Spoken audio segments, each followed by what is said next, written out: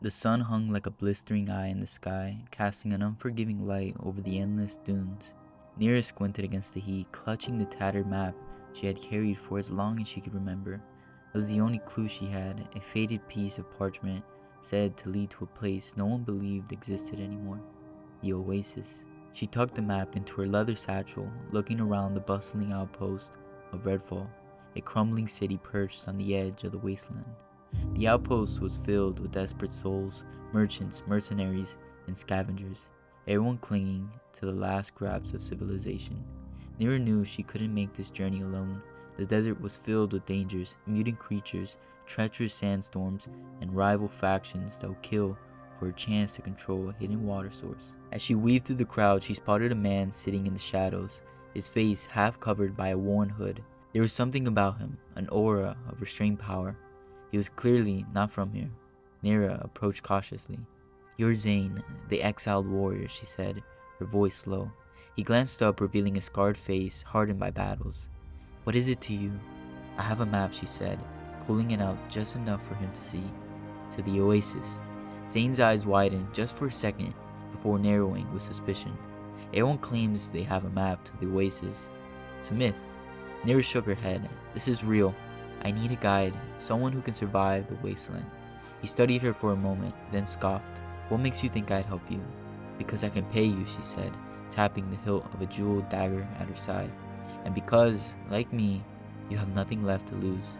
Zane's eyes flickered to the dagger, then back to her face. He stood up, towering over her, and nodded once. "Fine, but if you're lying, I'll leave you to the scavengers." Nyra smiled, relief washing over her. She had her guide. Now, she just had to hope this map let some were real. Together they set off, two strangers bound by a fragile alliance, venturing into the great unknown. The journey began in silence, the only sound being the crunch of sand beneath their boots as Nyra, clutching the map, traced the route with her finger as it led them deeper into the desert, away from any semblance of civilization. The air grew hotter, simmering with waves of heat that made the horizon seem like a distant dream. "Why were you exiled?" Nyra asked, breaking the silence. Zane's jaw tightened. "I was loyal to the Sun Raiders, one of the strongest factions, but when I refused to kill innocents, they branded me as a traitor." Nyra nodded, sensing the pain behind his words. "I understand. I've seen what the factions are capable of. They only care about power." As they walked, the landscape began to change. The sands were interrupted by jagged rocks and crumbling ruins, remnants of cities swallowed by the sea long ago. Nyra paused, peering at the skeletal remains of a skyscraper poking through the sand. "This was once part of the coast," she murmured. Zane grunted. "A graveyard now. Keep moving. The sun will set soon, and that's when the real danger begins." They pressed on, but as night fell, the temperature plummeted. The warmth of the day was replaced by a biting cold, and strange sounds echoed in the distance. The desert was never truly empty. It was filled with life that thrived in the darkness. Nyra stopped, her hand on the hilt of her dagger. "Did you hear that?" Zane nodded, unsheathing his blade. "Mutants. They've adapted to the wasteland, grown stronger in the dark." As if on cue, a creature lunged at him, a grotesque serpentine beast with scales that glimmered like metal in the moonlight. Zane moved swiftly, slicing through its side, but more followed, their eyes glowing a sickly green. Nyra's heart raced as she pulled out her dagger, fighting off a smaller one that snapped at her legs. It was chaotic, teeth, claws, and a frenzy of movement, but together they managed to fend off the pack, breathing hard as the last of the creatures slunk back into the shadows.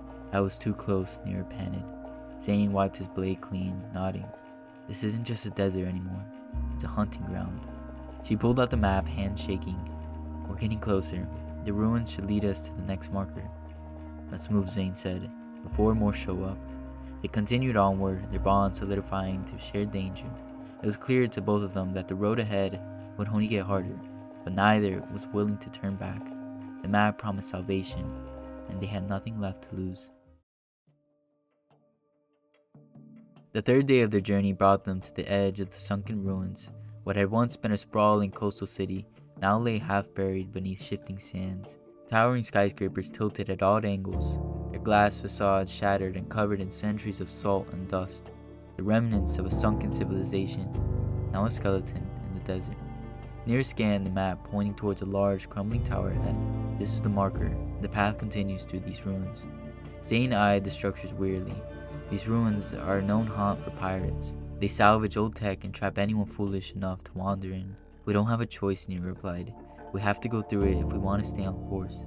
They made their way cautiously into the ruins, stepping over rusted metal beams and broken glass. The air felt cooler here, the sun's heat partially blocked by the massive, decaying structures. It was eerily quiet, the only sounds being the whisper of the wind and the occasional creak of metal shifting in the breeze. As they ventured deeper, Nyra paused, her eyes catching a glint of movement in the shadows. Did you see that? Zane raised his sword, scanning the area. We're not alone. Suddenly a voice called out from above. Well, what do we have here? Travelers? Or treasure hunters? Nyra looked up to see a group of ragged figures perched on the ledge of a broken skyscraper. Pirates.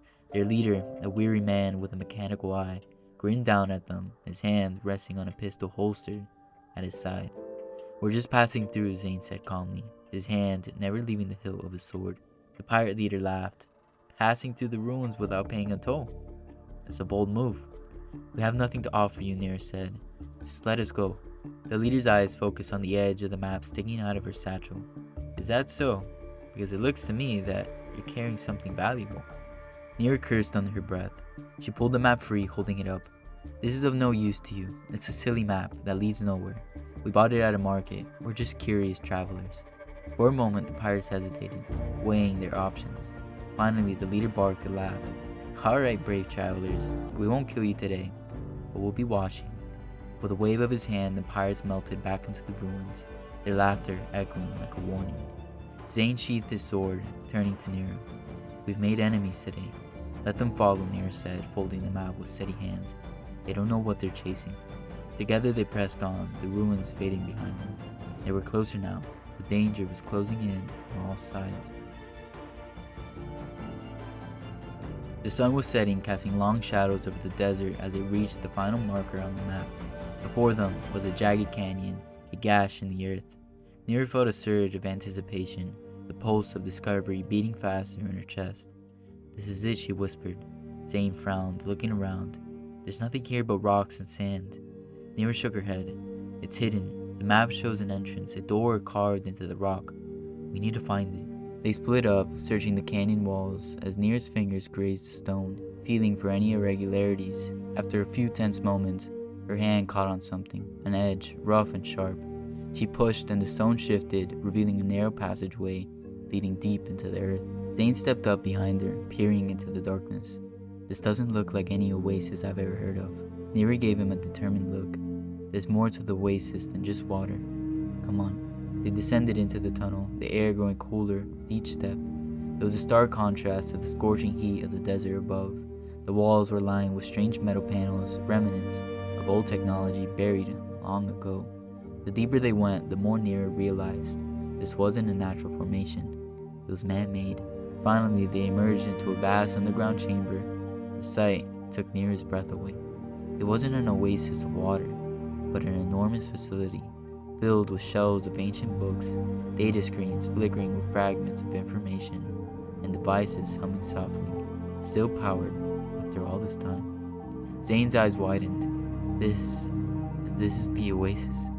Nyra nodded, her voice filled with awe. It's not a land of water, it's a vault, a repository of humanity's lost knowledge, everything we need to rebuild civilization. Zane stepped forward, running his hand along a dusty terminal. We thought we were searching for a place to quench our thirst, but this could save our world. Nyra looked at him, her heart pounding with excitement and fear. If the factions find out about this, they'll destroy it. They'll fight over it until there's nothing left. Zane nodded, understanding her unspoken question. We can't let that happen. We have to keep this a secret. Use it wisely. Nyra folded the map one last time, tucking it into her satchel. Then we bury it again. The world isn't ready for this knowledge yet. Zane smiled, a rare softness in his eyes. You're wiser than you look, navigator. Together they turned away, sealing the entrance behind them. The oasis would remain hidden, its secret safe for now, until the world was ready to rise from the ashes. The journey back across the desert felt different. The sun was just as harsh, the sands just as unforgiving, but Nyra and Zane walked with a new purpose. They were no longer aimless wanderers, they were guardians of the greatest secret left in the world. "You think the factions will give up the search?" Nyra asked, glancing at Zane as they trudged onward. Zane shook his head. "No. They'll keep searching for the Oasis, but they'll be looking for water, not knowledge. That buys us time." Nyra nodded. "Time to find the right people, the ones who can help us use what we found, rebuild without repeating the mistakes of the past." Zane looked at her, a hint of a smile playing on his lips. "We're talking about building a new world, navigator. A world worth living in," Nyra said, meeting his gaze. "One where people don't have to fight over scraps, where we can live without fear." As they crested a dune, the silhouette of Redfall appeared on the horizon, the outpost barely visible through the shimmering heat. It felt like a lifetime ago that they had left this place, two strangers with nothing in common. Now, they were partners, bound by a shared vision. "Will you stay?" Nyra asked, her voice quiet. Zane paused, looking out at the endless expanse of desert. "I've been running for so long, I forgot what it feels like to belong somewhere. But maybe it's time I stopped running." Nyra smiled, relief flooding her chest. "We have work to do, Zane. We need allies, people we can trust. And we need to protect the Oasis from those who misuse its power." He nodded, gripping her shoulder. "I'm with you, Nyra. Whatever comes next, we face it together." The sun dipped below the horizon, casting the desert in a blanket of cool darkness. The stars emerged, lighting their path as they made their way back to Redfall. They were no longer just survivors in a broken world. They were the custodians of its future, holding the key to humanity's rebirth. And as they walked, the first breeze of hope stirred the sands around them, whispering of a new beginning. However, they would have to face those they had met along the way, pirates and new formidable enemies, those that would stop at nothing to keep the world as it is. However, Nyra and Zane, together, forge a path to a better world, no matter the cost.